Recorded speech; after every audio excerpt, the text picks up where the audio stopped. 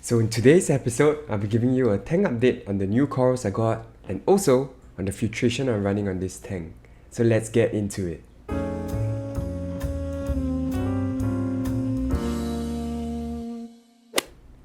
Hey yo, welcome back to another video by Reef. We are back with the Red Sea REEFER NANO and there has been some very exciting updates. I managed to get 3 new corals added to this tank. The first one is a red-green maize coral. The maize coral in general are quite slow growers and I do hope that eventually this coral right here will cover the bottom of this rockscape. But honestly, I'm a little concerned about the sweeper tentacles because I heard that they can extend quite a bit. But we'll see how that goes. It is currently loving life and I can see that it's getting puffier each day. Next up, I managed to get my hands on this 2-head torch coral. It is a super healthy piece with 2 heads and currently I'm trying to dial in the flow so that it flows nicely with the current. Torch corals can get quite a lot of flow among other euphyllias, but for me I prefer them to be gently dancing as I prefer them to sway over and over again rather than getting blasted.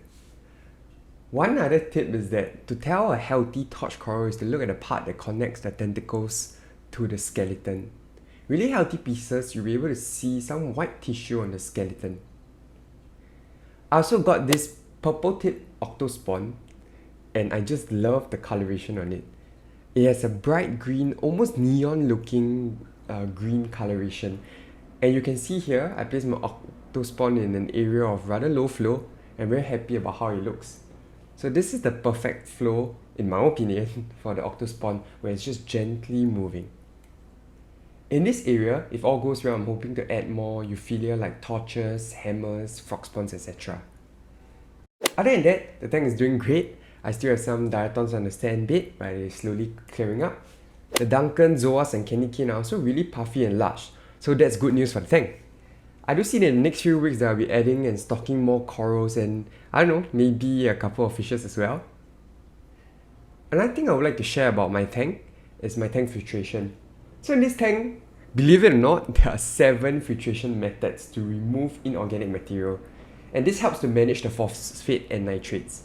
So for the sake of this video not being 2 hours long, I'll be sharing just 3 of the filtration methods, and next week I'll bring you through the other 4 filtration methods. I'm pretty sure these 3 filtration methods that I'm sharing this week are not the first thing that comes to your mind when you think about filtration, and they can all be found in the display tank. Number 1. This is the baffle. So the baffle right here prevents large items from flowing into your sump, or if you have an all-in-one, it prevents large particulate from flowing into the back chambers. It also prevents my fishes, snails, shrimps, or any other invertebrates that you might have from entering into the sump. So in a sense, you can think about it as filtering your livestock and ensuring that they don't end up in your sump, but actually they are kept in your tank. I know it may seem really stupid to talk about this, but this is an important part of the filtration system and it requires cleaning and maintenance as well. If it gets clogged, your whole tank will overflow and that is really nasty. The good news is that it can be cleaned quite easily with a toothbrush to prevent clogging. The second is live rock. So oftentimes I see people debating about how much biomedia you need in your sump or in your back chamber. Like, do you need 2 blocks, 2 kg of biocubes, or 2 kg of bioballs? The way I like to think about it is based on the amount of live rock you have when planning. So follow someone whose tank is something you want to achieve and then look at how much rock they have in their display tank and in their sump. And then compare that with your own tank and your own build. So if you have lesser live rock than them, add more biomedia. If you have more live rock than them, yes, then add lesser biomedia. Of course, there are other additional factors such as livestock, feeding habits. But what I'm saying is to think of biomedia and live rock as partners in crime to determine how much you need. The third and final filtration method for this week is actually the corals.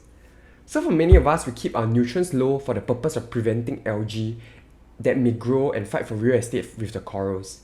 And when we think about corals, we think about them consuming just alkalinity, calcium and magnesium. However, it's also important to remember that these corals take up nitrates and phosphates as well. So usually as the tank gets more established, you face lesser nutrient problems because the corals help to take up the nitrates and phosphates and that stabilizes the tank. So in summary, check your baffle, consider your live rock and think about the corals as part of your filtration method. With that, I think I'll wrap up my video right here. I'll be sharing the other 4 filtration methods that I'm using next week. Thank you for watching and do consider subscribing to this channel to follow my journey. Till next time, see ya!